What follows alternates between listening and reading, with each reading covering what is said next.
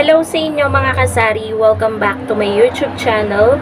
So magandang tanghali at magandang hapon po sa inyong lahat. Hindi ko kasi alam guys kung anong oras na. Ayan, 12:14 PM na po. So ng tanghali or hapon. So for today's video mga kasari, ito ay requested vlog ng ating kasari. Hindi ko to na vlog agad, siguro to tanong niya to 2 weeks ago or 3 weeks ago na. So, pasensya na po, Miss Judith Empleo. Ayan. Para sa inyo po ito at sa iba pang mga kasari na nanonood. So, ang question po ni Ma'am Judith Empleo ay babasahin ko na. Sabi niya po, avid viewer nyo ako, Shamay. Pwede po ba mag-request? Pakitopic naman po yung nagsisimula palang magtinda. Kailangan na po bang mag-ipon o paikutin muna ang benta? So, ako kasi, nung nag-start na din kasi akong mag-ipon. Kaya, ako, medyo natagalan ako mga kasari na palaguin yung sari-sari store ko. Pero ngayon naman, malago na siya. Iba-iba kasi guys yung pananaw ng mga tindera eh. Meron ayaw nila nang nag-iipon muna nung nagsimula silang mag-sari-sari store. Meron naman kakasimula pa lang mag-sari-sari store, nag-iipon na sila. So, depende po talaga yan sa tindera. Walang masama at walang ano, 'di ba? Hindi mo masasabi kasi nasa sayo yan eh. Kung gusto mo nang mag-ipon, kapag word na ipon naman, walang masama doon. Para in case of emergency, meron tayong makukuhanan, 'di ba? Ang question doon, mga kasari, malago na ba yung tindahan mo nung nag-start ka or sakto lang yung mga paninda mo, pakonti-konti ka palang bumili. So, depende kasi yan sa situation, mga kasari. So, medyo dumilim. Nawala yung tirik ng araw.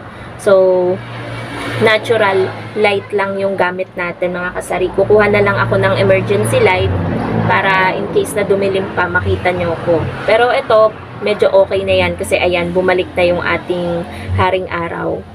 So, ayun nga, balik na nga tayo doon mga kasari. Ako kasi, nung nag-start ako, ang liit ng puhunan ko.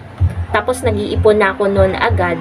So, para sa akin guys, mali yung ginawa ko na ang konti diba ng puhunan ko.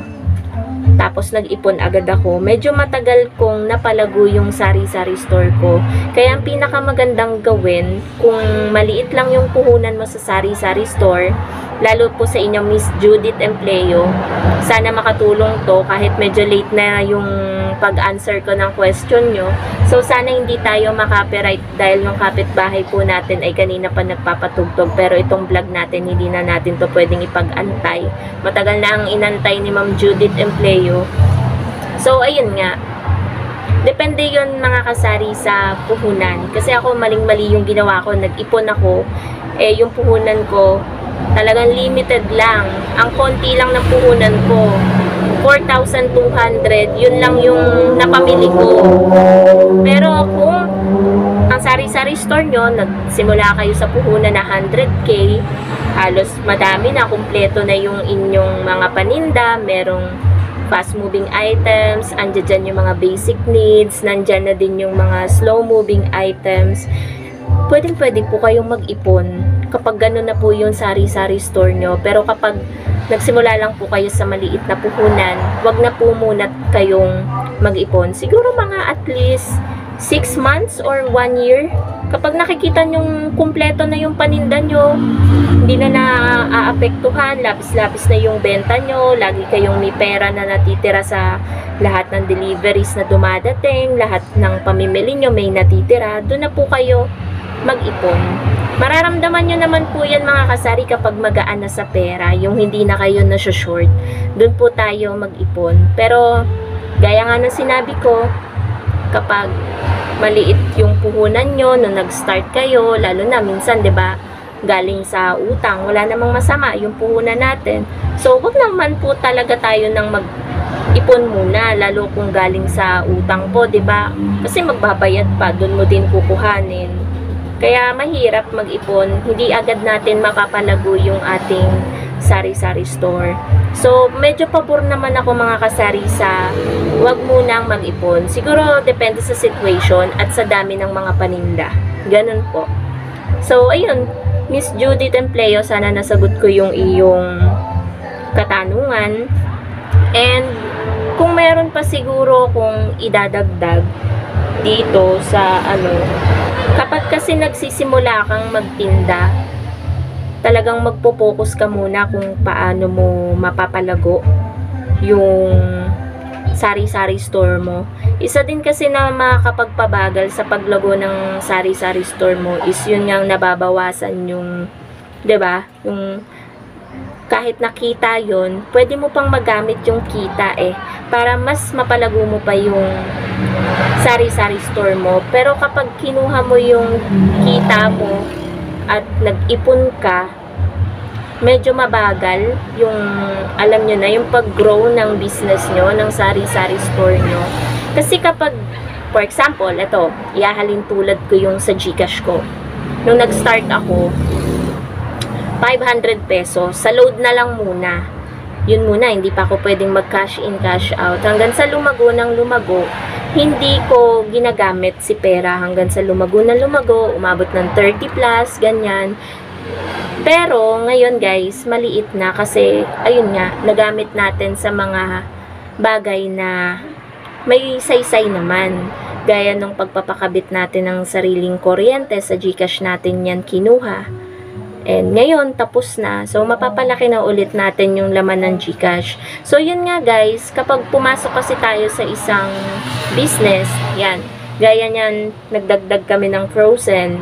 Halos medyo madami-dami ng klase ng frozen. Ang maganda at makakatulong dyan is ibukod yung benta. Yun. Tapos, wag nyo gagalawin yung nyo. Para kung gusto nyo dumami yung mga paninda nyong frozen foods, frozen goods, makikita mo na kumikita. Tapos yung kita nun, tsaka yung puhunan, pagsamahin nyo na. Tapos, dun sa paraan na yan na pag pinagsama nyo, pwede pa kayong makabili ng ibang produkto. Lalago ng lalago yung mga frozen goods nyo, 'di ba mga kasari? So, ganun din sa sari-sari store. Kaya kapag nagsimula tayo na isang sari-sari store, lalo na kung hindi naman kalakihan ng puhunan natin, wag na muna po nating galawin yung kita. Syempre, pati puhunan, wag nating gagalawin. I-rolling muna po natin ng i-rolling hanggang sa lahat ng mga nasa isip mo na paninda ay maibenta mo na. Pero mga kasari, isipin din po natin kung maibebenta talaga natin siya sa customer. Hindi yung bili lang tayo ng bili ng mga bagay na tingin mo ay mabebenta pero hindi naman pala. Yung patok sa lugar nyo, kumbaga mga kasari. So, yun lang po yung share ko sa inyo or masasabi ko sa inyo na opinion ko about doon sa katanungan ni Ma'am Judith Empleo. Yun nga, sabi niya itapik ko daw, kapag nagsimula daw magtinda, kung kailangan ba daw mag-ipon agad or paikutin muna ang benta. So, ang para po sa akin is paikutin po muna yung benta. Pati na rin po yung kita.